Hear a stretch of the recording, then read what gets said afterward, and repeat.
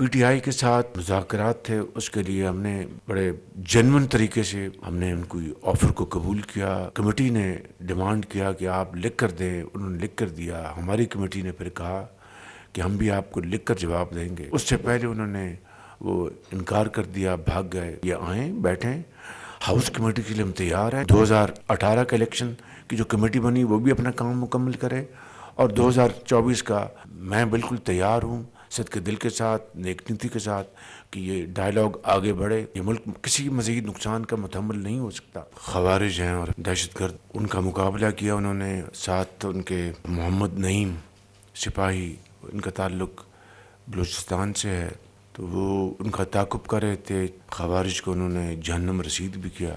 Major حمزہ اسرار اور سپاہی محمد نعیم، انہوں نے جامِ شہادت نوش کیا۔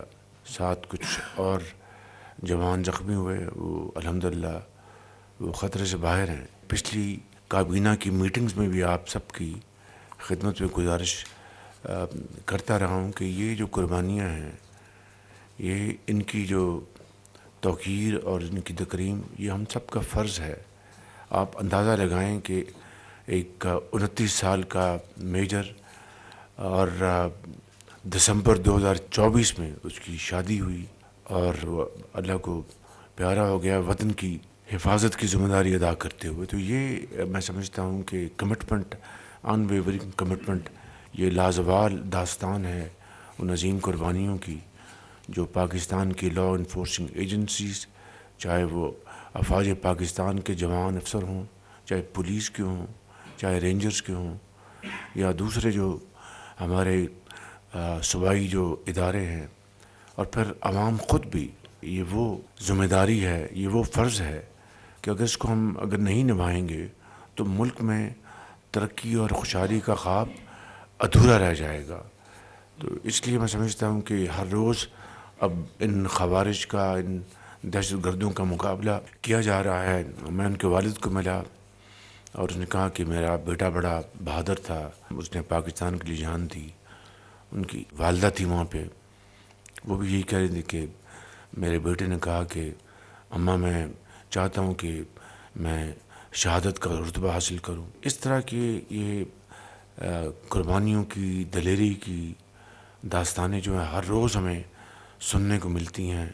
تو میں سمجھتا ہوں کہ ان کی جتنی بھی ہم توقیر کریں اور احترام کریں وہ کم ہوگا۔ پی ٹی آئی کے ساتھ جو مذاکرات تھے، اس کے لیے ہم نے بالکل ایک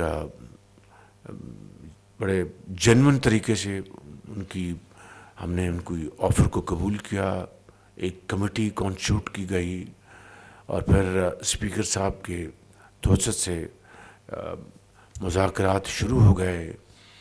انہوں نے کمیٹی نے ڈیمانڈ کیا کہ آپ لکھ کر دیں، انہوں نے لکھ کر دیا۔ ہماری کمیٹی نے پھر کہا کہ ہم بھی آپ کو لکھ کر جواب دیں گے۔ اور ابھی میٹنگ 28 تاریخ کو ہونی تھی اسی ماہ کی، اس سے پہلے انہوں نے وہ انکار کر دیا، بھاگ گئے۔ ہمارے ممبرز نے ان کو کہا کہ بھئی آپ نے لکھ کر ہمیں ڈیمانڈ دی ہیں، ہم بھی آپ کو لکھ کر جواب دینے کے لیے تیار ہیں، آپ تشریف لائیں اور اس میں ہم آپ کو باقاعدہ آپ سے بات کریں گے۔ کیا یہ درست نہیں ہے کہ 2018 کے الیکشن کے بعد جب ہم احتجاجاً پارلیمنٹ میں کالی پٹیاں باندھ کر میں داخل ہوا، تو پی ٹی آئی کے جو عمران نیازی صاحب ہیں، آگے بڑھ کر مجھے کہا کہ ہم کمیٹی بنا رہے ہیں، ہاؤس کمیٹی، اور وہ ساری اس کی تحقیق کرے گی، آپ بھی اپنے اس میں جو ممبرز ہیں نامنیٹ کر دیں، اور ہم بھی۔ تو میں نے کہا آپ اعلان کر دیں، تو انہوں نے وہاں پر اعلان کیا۔ وہ دن آیا اور یہ دن آیا، کمیٹی ضرور بنی ہوگی، ایک آدھ اس کا اجلاس ہوا، اینڈ ریسٹ از ہسٹری۔ تو میں سمجھتا ہوں کہ یہ اپنے گریبان میں جھانکیں کہ انہوں نے 2018 میں وہ ہاؤس کمیٹی بنی تھی، وہ کوئی جوڈیشل کمیشن نہیں بنا تھا۔ انہوں نے ہاؤس کمیٹی آفر کی، ہم نے اس کو قبول کر دیا، جس کی میٹنگ کبھی نہیں ہوئی ایک آدھ میٹنگ کے علاوہ۔ تو میں سمجھتا ہوں کہ یہ آئیں، بیٹھیں، ہاؤس کمیٹی کے لیے ہم تیار ہیں۔ یہ 2018 کا الیکشن کی جو کمیٹی بنی وہ بھی اپنا کام مکمل کرے، اور 2024 کا فروری کا الیکشن وہ بھی ہاؤس کمیٹی بنے، اس کو پوری طرح وہ حقائق سامنے لے کے آئے۔ اس طرح اگر 26 نومبر کے وہ دھرنے کی بات کرتے ہیں تو 2014 کا جو دھرنا تھا اس کا بھی ہاؤس کمیٹی احاطہ کرے اور 26 نومبر 2024 کا بھی احاطہ کرے. It takes two to tango. میں بالکل تیار ہوں صدق دل کے ساتھ، نیک نیتی کے ساتھ، کہ یہ ڈائلاگ آگے بڑھے، یہ پارلیس آگے بڑھیں تاکہ ملک جو ہے وہ آگے چلے، نہ کہ ان کے انتشار کے ہاتھوں ملک کو نقصان، یہ ملک کسی مزید نقصان کا متحمل نہیں ہو سکتا.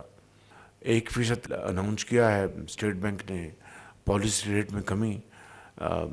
میرے حساب سے تو کم سے کم 2% ہونی چاہیے تھی، اور میں سمجھتا ہوں کہ اس سے یقیناً کاروبار کو، صنعت کو، معیشت کو فائدہ پہنچے گا انشاءاللہ. اور اسی طریقے سے ایز اے ٹیم ہم دن رات کاوشیں کر رہے ہیں، اور انشاءاللہ پاکستان کی جو ترقی اور خوشحالی کا جو ہمارا خواب ہے وہ انشاءاللہ ضرور شرمندہ تعبیر ہوگا. ہیومن جو سمگلنگ، ہیومن ٹریفکنگ کے حوالے سے کئی سینکڑوں پاکستانی ان کی جانیں ضائع ہو گئیں، چاہے وہ کریٹ میں ہوئیں یا وہ پھر ابھی مراکش میں وہاں پر ہوئیں. اس کے علاوہ جو اس کالے دھندے کے نتیجے میں پاکستان کا جو امیج، جس کو ڈیمیج کرنے کی جو کوشش کی گئی پاکستان کے اندر، خود اس گھر کو لگ گئی آگ گھر کے چراغ سے، تو اس کی میں پوری طرح اس کو میں فالو کر رہا ہوں. منسٹر آف انٹیریئر کل ہم نے ایک اور میٹنگ کی تھی، اور اس کے اوپر ہم بھرپور، اس کے اوپر ہم ہماری توجہ ہے انشاءاللہ. اس معاملے کو جب تک یہ مکمل طور پر یہ کرپشن سے اور ایسے ایلیمنٹ سے پاک نہیں ہو جاتا جنہوں نے پاکستان کو بدنام کرنے میں کوئی کسر نہیں چھوڑی، اس وقت تک انشاءاللہ ہم چین سے نہیں بیٹھیں گے. ان الفاظ کے ساتھ میں آپ سب کا شکریہ ادا کرتا ہوں.